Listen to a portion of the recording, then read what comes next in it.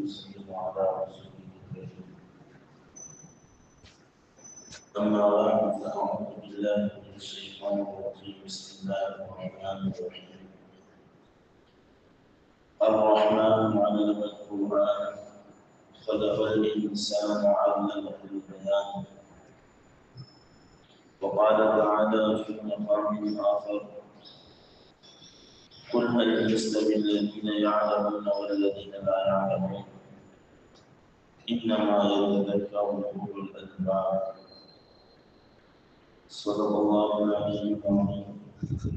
وبلغنا رسوله النبي الكريم ونحن على ذلك من الشاهدين والشاكرين والحمد لله رب العالمين.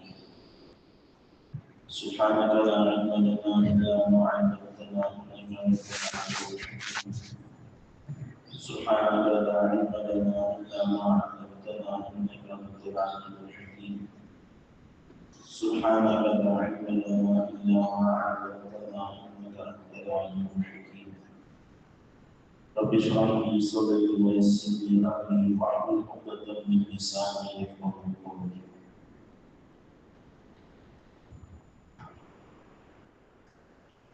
عزیزان مکرم، جب اللہ تبارک و تعالیٰ نے اس بات کا اظہار فرمایا فرشتوں کے سامنے کہ میں پورے زمین پر اپنا خلیفہ دینے والا انسان کو پیدا کرنے والا ہوں، اور اس انسان کے اندر یہ معاملات ہوں گے، یہ اس کا مزاج ہوگا. تو فرشتوں نے اللہ جل شانہ سے فرمایا: یا رب الجلال، آپ زمین پر ایک ایسی مخلوق پیدا کرنے جا رہے ہیں جس کی طبیعت کے اندر فساد مچانا، خون خرابہ کرنا، یہ اس کی طبیعت کا حصہ ہے. اگرچہ دوسری طرف اس انسان کے اندر، اس مخلوق کے اندر یہ بھی مادہ موجود ہے کہ وہ غیرت کی تصویر تعمیر ہے. دوسری طرف آپ نے ہمیں بنایا ہے اور ہمارا حال یہ ہے کہ ہم فقط آپ کی اطاعت، تسبیح، آپ کی باقی بیان کرنے پر مشغول ہیں، اور دوسرا عنصر ہمارے اندر نہیں پایا جاتا. یعنی ہمارے اندر فساد مچانا نہیں، خون بہانا نہیں، نافرمانی کرنا نہیں. تو بھلا آپ زمین پر ایسی مخلوق پیدا ہی کیوں کر رہے ہیں؟ تو اللہ جل شانہ نے پہلا جواب ان کو یہ ارشاد فرمایا: انی اعلم ما لا تعلمون، جو میں جانتا ہوں وہ تم نہیں جانتے. اور اب حکم یہ ہے کہ جب میں وہ بناؤں تو حکم یہ ہے کہ بندہ اس کو سجدہ کرے. اب اصولی بات تو یہی ہے کہ جب سجدہ کیا جاتا ہے تو سجدہ کرنے والا ہوتا ہے مفضول، اور جس کو سجدہ کیا جاتا ہے وہ ہوتا ہے افضل. فرشتوں نے جو بات بیان کی اس اعتبار سے فرشتے افضل معلوم ہو کہ ان کے اندر فقط مادہ اطاعت ہے، جبکہ انسان کے اندر اطاعت اور نافرمانی دونوں عنصر پائے جاتے ہیں. اللہ جل شانہ نے اس وقت حضرت انسان کو ایک ایسی صفت عطا فرمائی جس صفت کی بنیاد پر فرشتے اس بات سے آگے ہو گئے. وہاں دیگر باتیں اپنی جگہ ٹھیک ہیں، لیکن یہ جو صفت اللہ نے انسان کو دی ہم اس سے آراستہ ہیں، اور وہ انسان کے مقابلے میں گویا کہ لاجواب ہے. وہ صفت کیا تھی؟ اللہ جل شانہ ہمارے کی طرف سے عطا کرتا ہے، اس میں انسان کا اپنا کوئی ذاتی کمال نہیں، لیکن انسان کو جو اللہ جل شانہ نے وہ صفت عطا فرمائی، وہ صفت کیا تھی؟ اللہ فرماتے ہیں ہم نے انسان یعنی اس وقت آدم علیہ السلام جو ابو البشر ہیں، تمام انسانوں کے باپ ہیں، ہم نے ان کو 5 چیزوں کے بلکہ ہر چیز کے نام بیان فرمانا سکھا دیے. ہر چیز کو بتا دیے اس کو کیا کہتے ہیں، اس کا نام کیا ہے، اس کا نام کیا ہے. جب اللہ تبارک و تعالیٰ نے اپنے اس مخلوق کی اس فرد کو اس علم کی زینت سے آراستہ کر دیا، اب فرشتوں کے سامنے پیش کیے. آج ہی کچھ دیر پہلے تم تقابل کر رہے ہیں کہ ہمارے اندر یہ مادہ ہے، ان کے اندر یہ مادہ ہے. چلو میرا تم سے مطالبہ ہے، ہم بھی انہیں کے اسماعی حاولہ یہ جو چیزیں ہیں ان کے نام بتاؤ، اس کو کیا کہتے ہیں، اس کو کیا کہتے ہیں. اگر تم سچے ہو کہ واقعات تم یہ سمجھتے ہو کہ یہ انسان تم سے کمتر ہے. تو فرشتوں نے عاجزی کا اظہار کیا اور فرمانے لگے ربا جو خوبی اور وسعت میں ہماری اپنی ذاتی تو نہیں. اگر ہمارے اندر مادہ اطاعت میں نافرمانی ہم نہیں کرتے تو اس میں ہمارا کوئی کمال نہیں ہے، یہ تو آپ کی طرف سے عطا کردہ ہے اور آپ نے جتنا دیا اتنا ہی ہے. ہمیں آپ نے جتنا دیا ہے اتنا ہی ہے، اس سے زیادہ ہمیں نہ آتا ہے نہ ہمیں پتہ اور نہ ہم پاتے ہیں. سبحان لا علم لنا الا ما علمتنا، ہمارا تو علم اتنا ہی ہے جتنا آپ نے دیا ہے. پھر اللہ نے حضرت آدم علیہ السلام کو فرمایا کہ آپ بتاؤ ان چیزوں کے نام. تو آدم علیہ السلام کو اللہ نے سکھا دیے تھے، علم سے آراستہ کر دیا تھا. چنانچہ آدم علیہ السلام کے بارے میں اللہ فرماتے ہیں قال یا آدم انبئہم باسمائہم، ہم نے کہا کہ یا آدم ان چیزوں کے نام بیان کرو. فلما انبأہم باسمائہم، تو آدم علیہ السلام کو بیان کرنا شروع. تو اللہ نے فرمایا میں نے تم سے نہ کہا اس انسان کے اندر جو خوبیاں میں نے رکھی ہیں وہ میں جانتا ہوں، اگر اس کے اندر خامی تھی. تو عرض کرنے کا مقصد یہ ہے کہ اس موقع پر اللہ تبارک و تعالیٰ نے فرشتوں کو حکم دیا کہ اے فرشتوں آدم علیہ السلام کو سجدہ کرو، اور تمام فرشتوں نے سوائے جن کے انسانیت کو یعنی حضرت آدم علیہ السلام کو ان کے ابو البشر نے سجدہ کیا. اس سجدہ کرنے سے پہلے اللہ تعالیٰ نے جس صفت سے حضرت انسان کو آراستہ کیا وہ کیا تھی؟ وہ علم تھا. دوسرے مقام پر اللہ تبارک و تعالیٰ اپنا تعارف بیان فرما رہے ہیں کہ لیکن ذات کیا ہے. اللہ فرماتے ہیں الرحمن علم القرآن خلق الانسان علمہ البیان. رحمان کی ذات وہ ہے جس نے قرآن مجید سکھایا، انسان کو پیدا کیا کچھ نہیں آتا تھا، پھر اس کو بولنے کی صلاحیت دی، علم سے آراستہ کیا. پھر تیسرے مقام پر اللہ تبارک و تعالیٰ نے انسان کی پیدائش کا ذکر فرماتے ہوئے ارشاد فرمایا کہ جب انسان اپنے ماں کے پیٹ سے دنیا کے اندر وجود میں آیا تو کسی چیز کو نہیں جانتا تھا. پھر اللہ نے جو اعضاء کا ذکر فرمایا ہے ان اعضاء کی ذکر کرنے میں علماء کی طرف سے بات ہے کہ یہ جو انسان کے اندر اور بھی اعضاء ہیں، آنکھ بھی ہے، دل بھی ہے، ہاتھ بھی ہے، پاؤں بھی ہے اور دیگر اعضاء موجود ہیں. لیکن اس موقع پر اللہ تبارک و تعالیٰ نے صرف تین عضو کا ذکر فرمایا کہ انسان کو جب اللہ نے ماں کے پیٹ سے نکالا تو کچھ نہیں جانتا تھا. پھر جب جاننا چاہیے تو اس کے لیے اللہ نے اسباب کے اختیار فرمائے اور کیا عطا فرمائے. فرمایا سماعت دی، بصارت دی اور دل دیا. علماء نے فرمایا یہ تینوں بالترتیب انسان کے پاس وہ عضو ہیں کہ جس کے ذریعے انسان اپنی جہالت کے اندھیرے کو دور کرتا ہے اور علم کی روشنی سے آراستہ ہوتا ہے. چنانچہ جس کے پاس سماعت کا ہو بولنے پر قادر نہیں، اس کو پتہ ہی نہیں کہ کس چیز کو کیا کہتے ہیں، کس چیز کی کیا افادیت ہے، کس چیز کی کیا نقصان ہے. اپنا معافی ذریعے اظہار کرنے کا انداز اس کو نہیں آتا. پھر اللہ تبارک و تعالیٰ نے بصارت کی کتنی چیزوں کا انسان کو دیکھ کر علم ہو جاتا ہے کہ کالا ہے، یہ پیلا ہے، یہ نیلا ہے، یہ ہرا ہے، یہ خوبصورت ہے، یہ خوفناک ہے، وغیرہ ہے. پھر دل و دماغ عطا فرمایا کہ ان چیزوں سے حاصل کرنے کے بعد گویا کی چھنی کا کام جو کرتا ہے وہ انسان کو دل و دماغ کرتا ہے، جس میں اللہ نے انسان کو یہ صلاحیت دی کہ وہ دیکھ سکے، پرکھ سکے کیا صحیح ہے، کیا غلط ہے، کیا اچھا ہے اور کیا غلط ہے. فرمایا یہ اس لیے تاکہ تم شکر گزار ہو جاؤ. جناب نبی اکرم صلی اللہ علیہ وسلم کے اوپر پہلی وحی نازل ہوئی، اقرأ بسم ربک الذی خلق خلق الانسان من علق اقرأ وربک الاکرم الذی علم بالقلم علم الانسان ما لم يعلم۔ اے نبی جی اپنے رب کے نام کے ساتھ پڑھیے جس نے پیدا کیا، انسان کو ایک گوشت کے ٹکڑے سے پیدا کیا اور پھر ارشاد فرمایا قلم کے ذریعے سے سکھایا اور انسان کو سکھایا پہلے اس کو خشک کرنا۔ تو اللہ تبارک و تعالی نے گویا کہ انسان کے اوپر جو بہت بڑا فضل فرمایا وہ یہ ارشاد فرمایا کہ اللہ نے انسان کو علم کی زینت عطا فرمائی اور باقاعدہ اس کی ترغیب بھی دی۔ فلولا نفر من كل فرقة منهم طائفة ليتفقهوا في الدين ولينذروا قومهم إذا رجعوا إليهم لعلهم يحذرون۔ اللہ کے نبی علیہ السلام والسلام پر آیت نازل ہوئی کہ میں ایک جماعت تو مومنین کی وہ ہے کہ جو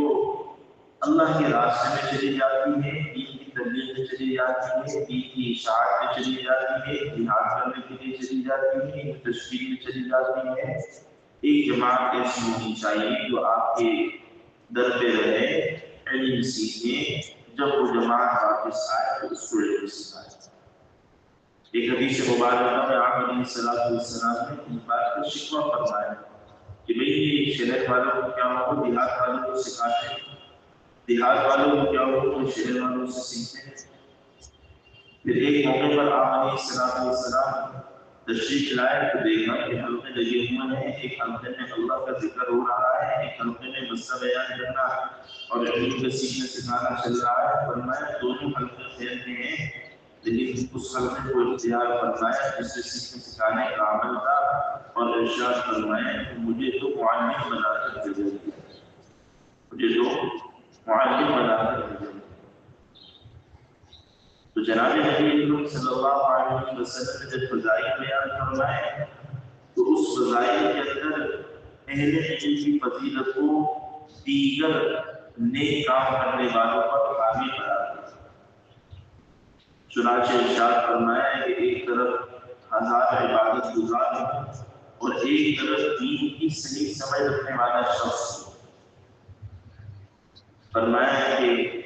ایک فقیر ہزار عابدوں کو شیطان پر بھاری، ہزار عابدوں سے زیادہ شیطان پر بھاری۔ لیکن اس کا یہ مطلب نہیں ہے کہ میرا علم انسان کے لیے نجات کا یقینی ذریعہ ہے، بدل تو اللہ نہیں ہے، لیکن حکم یہ دیا ہے کہ علم سے اپنے آپ کو آراستہ کرو، دین کو سیکھو۔ اور علماء کرام نے ارشاد فرمایا پچھلے دنوں حضرت مولانا عمران عیسیٰ صاحب جو بلور گاؤں کے بڑے استاد ہیں وہ فرمانے لگے اللہ کے نبی علیہ السلام نے علامات قیامت میں جو بات ارشاد فرمائی وہ یہ ارشاد فرمائی کہ قیامت سے پہلے کئی دجل آئیں گے، کئی دجال آئیں گے، اور فرمایا اس کی نشانی یہ ہے کہ اللہ کے نبی نے اصل دجال کا ذکر فرمایا تو اس کے لیے لفظ ارشاد فرمایا دجال اکبر۔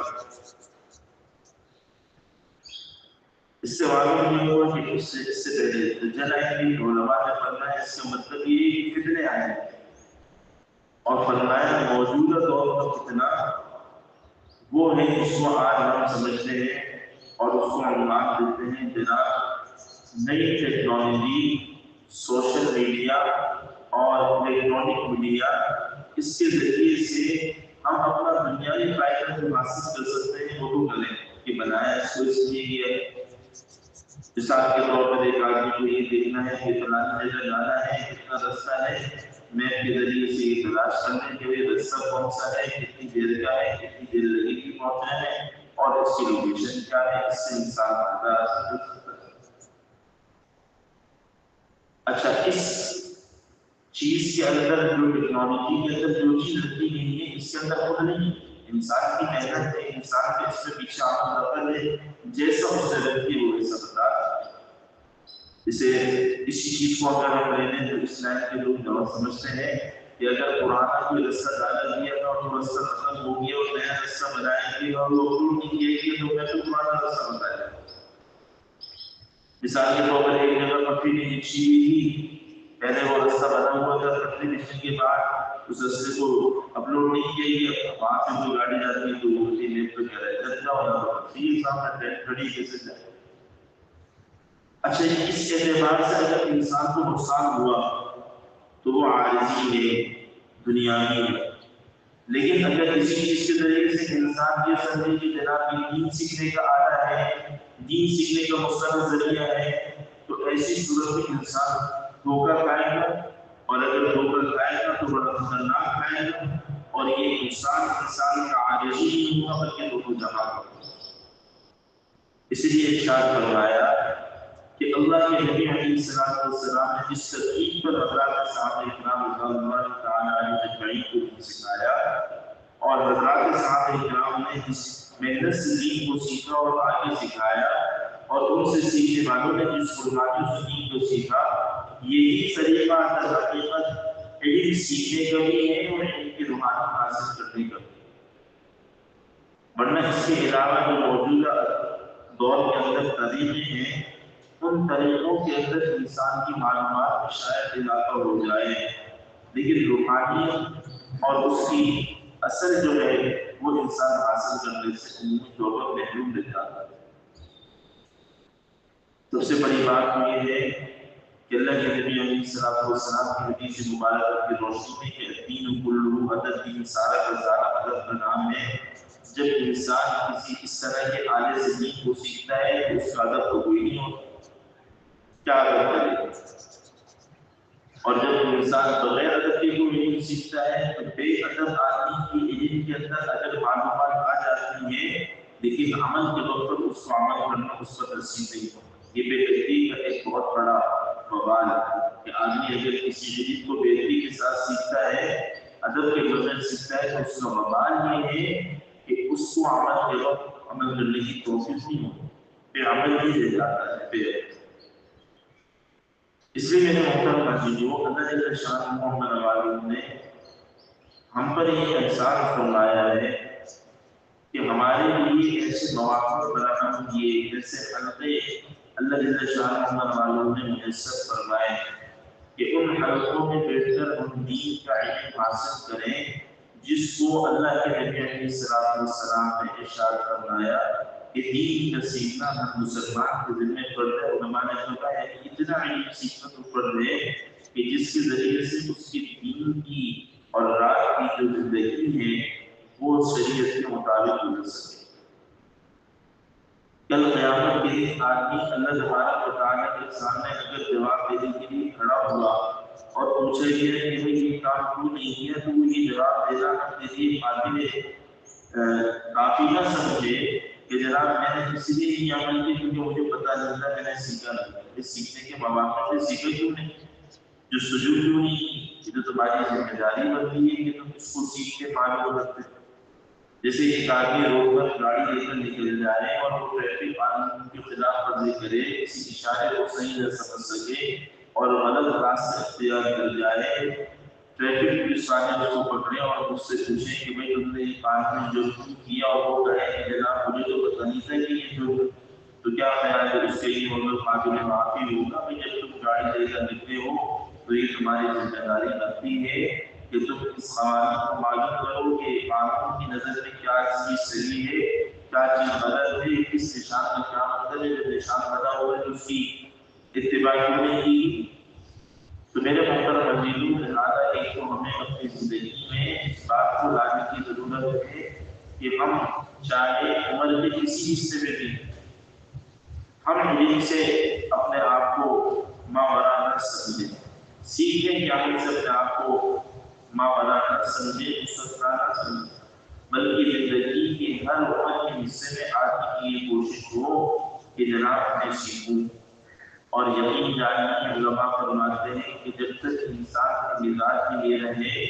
کہ جناب میں سیکھنے والا ہوں تو اس کی ترقی ہوتی رہتی ہے، کوتاہیوں سے درگزر ہوتا رہتا ہے اور یہ ترقی کے مناظر طے کرتا ہے۔ اور جب آدمی یہ سمجھنے لگے کہ جناب میں سیکھ چکا، میری نماز 100% صحیح، میرا کاروبار 100% صحیح، میرے اخلاق 100% صحیح، فرمایا ایسے آدمی کی پکڑ بھی ہوتی ہے اور ایسے آدمی کی ترقی کے راستے میں رک جاتے ہیں، تنزلی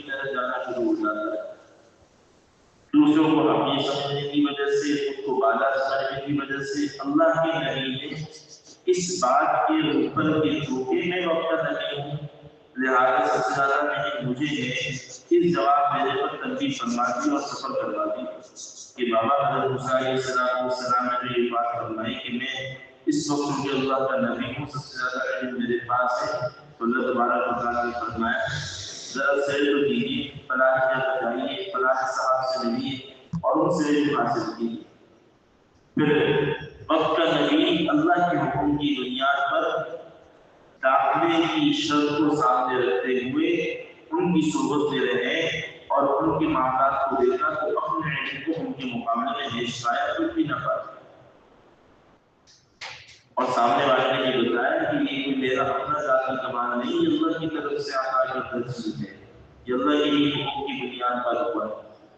بات کرنے کا مقصد یہ ہے کہ ہم ایک تو اپنی زندگی میں اس چیز کو سمجھیں کہ ہم واقعات سیکھنے کے عمل سے اپنے آپ کو مستثنا نہ سمجھیں، اپنے معاملات کو، اپنی نماز کو، اپنے کاروبار کو، اولاد کے حقوق کو، بیوی کے حقوق کو، معاشرے کے حقوق کو سیکھنے سمجھنے اور اس کے اوپر عمل کرنے اور دوسروں کو پہنچانے کی فکر سے وابستہ رہیں۔ ہمارے ملک کے اندر، ہمارے شہر کے اندر، ہمارے علاقوں کے اندر الحمدللہ یہ فضا موجود ہے، سیکھنے سکھانے کا عمل آسان ہے، ورنہ دنیا کے اندر جو بیچارے جن کو پیاس لگتی ہے وہ تڑپ جاتے ہیں اور اس چیز کی کمی محسوس کرتے ہیں کہ ہمارے علاقوں کے اندر دنیا کی آسائشیں موجود ہیں، دنیا کی عیشت کا سامان موجود ہے، لیکن ان میں دین حاصل کرنا ہمارے لیے ایک بہت بڑا چیلنج ہے، بہت بڑا معاملہ ہے، بہت بڑا معاملہ ہے، اس کو ہم کیسے حل کریں؟ تو اس لیے اس کی قدردانی یہی ہے، یہی مواقع سے آگے فائدہ ہوتا ہے، اور جو مدارس ہے جیسے کہ سال کا آغاز ہے، اس کے اندر جو ہے وہ رجسٹریشن ہوتی ہے، داخلے ہوتے ہیں، تو اس میں جو ہمارے بچے سیکھنے کی عمر میں ان کو بھی داخل کرایا جائے کہ وہ اپنا وقت کی بنائے اور جو علم دین حاصل کرے، اس کے ذریعے سے اپنے گھر والوں کی، اپنے علاقے والوں کی اور اللہ کرے سارے عالم کی انسانوں کی ہدایت کا اور خیر کا ذریعہ بن جائے، اور خود بھی جو ہے اس عمر کے بڑے ایسے حصے میں کہ ذمہ داریوں کا بوجھ ہے، لیکن کوئی وقت مختصر سا نکال کر اس علم کو حاصل کرنے کی ہم کوشش کریں۔ ہمارے لیے اس کو دراسات کا نام دیا جاتا ہے، جس کے اندر مختلف قسم کی چھوٹی چھوٹی کتابیں ہوتی ہیں، مختلف عنوانات پر مشتمل ہوتی ہیں، کچھ مخصوص احادیث ہیں، کچھ قرآن آیات کے ترجمہ ہیں، کچھ روزمرہ کے مسائل ہیں، ان مسائل کو سیکھنے کی ترتیب تاکہ ہماری زندگی کا رخ صحیح آدمی سیکھتے سیکھتے بڑھ گئے تو قیامت کے دن انشاءاللہ اس کو کامیابی پہنچائیں گے جہاں محنت کرتے رہیں، لیکن آپ نے یہ سمجھیں کہ میری ذمہ داری یہ ہے کہ جناب میں اپنے بچوں کو پالوں پوسوں، میری ذمہ داری تو یہ ہے کہ میں اپنی دکان کو مکمل کروں، میری ذمہ داری تو یہ ہے کہ میں دنیا کی زمینوں کو حل کرتا رہوں، لیکن میری یہ ذمہ داری نہیں ہے کہ اللہ نے جو مجھے قرآن دیا ہے اس کو بھی سمجھے، یہ میری ذمہ داری نہیں ہے کہ اللہ جل شانہ نے جو نبی علیہ السلام کے ذریعے شریعت کی، جس شریعت کو لائے، جس شریعت کے پیغامات کو پہنچانے کے لیے حضرات صحابہ نے اپنی جانوں کا نذرانہ پیش کیا، دور دراز سے سفر طے کیے، میری یہ ذمہ داری نہیں بنتی کہ میں اس امانت کو حاصل کروں اور اپنے آنے والی اگلی نسل تک اس کو پہنچانے میں اپنے کردار ادا کروں۔ تو میرے محترم عزیزو، یہ ہماری غفلت ہے کہ ہم اس غفلت کے موقع کے اوپر سوچیں کہ ہماری جو ذمہ داریاں جو ایک وہ ذمہ داری ہے جو ہم نے اپنے اوپر لازم کی ہوئی، ایک وہ ذمہ داری ہے جو اللہ تعالیٰ نے ہم پر لازم کی۔ امام احمد بن حنبل رحمہ اللہ تعالیٰ کا ایک دعائیں مقولہ ہے، اس کا ترجمہ یہ ہے کہ اے اللہ، جس چیز کے لیے آپ نے مجھے پیدا کیا ہے اس کام کے لیے مجھے خالص کرو، اور جس چیز کا آپ نے مجھے مکلف نہیں بنایا اس کام میں مجھے مشغول نہ کرو، جو کام میرے کرنے کا ہے اس سے مجھے بے فکر نہ ٹھہرا، اس کام کے لیے مجھے خالص کرو، میں اس کام کو کروں، اور جس چیز کا میں مکلف نہیں اس کے اندر مجھے مشغول نہ کریں کہ میں کام کرنے والا جو کام اس سے نہیں روکنا دیتا۔ تو ہم بھی اللہ سے مانگیں کہ اللہ جس کام کے لیے آپ نے ہمیں پیدا کیا ہے اس کام کے لیے ہمیں موقع دیجیے، ہمیں ہمت دیجیے، ہمیں توفیق دیجیے، قدردانی کی صفت دیجیے تاکہ ہم اس کام کو کر سکیں جس کے لیے ہمیں پیدا کیے، اس کام کے لیے پیدا کیے ہیں، اللہ کی معرفت حاصل کرنے کی۔ اصل تو یہ اب اللہ کی معرفت کس راستے سے حاصل ہوتی ہے؟ علم کے راستے سے حاصل۔ یہی تو وجہ ہے کہ اللہ کے نبی فرما رہے ہیں کہ عابد کا سونا، عابد کا عبادت کرنا، اور عابد کا سونا جو ہے وہ سونا عابد کی عبادت کرتا ہے، تو اس کے پاس اللہ تبارک و تعالیٰ کا خزانہ ہے، ان کا جو خزانہ ہے یہ عابد کی عبادت سے زیادہ ہے۔ کیوں؟ کیونکہ عابد کی عبادت کا مدار صرف اس کی ذات تک ہے، عالم کے علم کا فائدہ نہ جانے دنیا کے کس سطح تک پہنچتا ہے۔ ہم دیکھ رہے ہیں حضرت شیخ العزیز رحمۃ اللہ علیہ کی ایک کتاب ہے، اگر جس کمرے کو دیکھا جائے، اس کمرے میں بیٹھ کر حضرت نے یہ کتاب تصنیف فرمائی ہے، چھوٹا سا کمرہ، 6 افراد کی مشکل سے اس میں لیٹ سکتے، لیکن کیا ہے کہ اس کے اندر وہ اخلاص، قربانی، وہ الہیت کہ اللہ تبارک و تعالیٰ نے ساری دنیا کے اندر اس کو کھلایا اور آج انسان جو ہے وہ اس فائدہ حاصل کر رہا ہے۔ جس میں میرے محترم عزیزو، ہم جو ہے وہ علم کی معاملے کو بہت اہمیت دیں، اپنے اعتبار سے بھی، اپنی اولاد کے اعتبار سے بھی، بچوں کا ہو تو اس کے لیے الحمدللہ، بچیوں کا ہو تو اس کے لیے الحمدللہ، بڑوں کا ہو تو اس کے لیے الحمدللہ، ترتیب موجود ہے۔ مختلف مدارس میں ہمارے مدرسے قانون شیخ زکریا ہے، آگے بر السلام ہے، بیرول ٹاؤن ہے، دارالنورنگی ہے، اور مختلف جگہوں پر مختلف مدارس موجود ہیں۔ اللہ تبارک و تعالیٰ سے فرمائیں اور اس سلسلے سے جڑے۔ اللہ تبارک و تعالیٰ مجھے آپ کو کہنے سننے کے ساتھ عمل کی توفیق نصیب فرمائے۔ وآخر دعوانا الحمد للہ رب العالمین۔ سبحان اللہ وبحمدہ، سبحان اللہ العظیم، سبحانک اللہم وبحمدک، نشہد ان لا الہ الا انت، نستغفرک ونتوب الیک، نستغفرک ونتوب الیک، نستغفرک ونتوب الیک۔ سبحان ربک رب العزة عما یصفون، وسلام علی المرسلین، الحمد للہ۔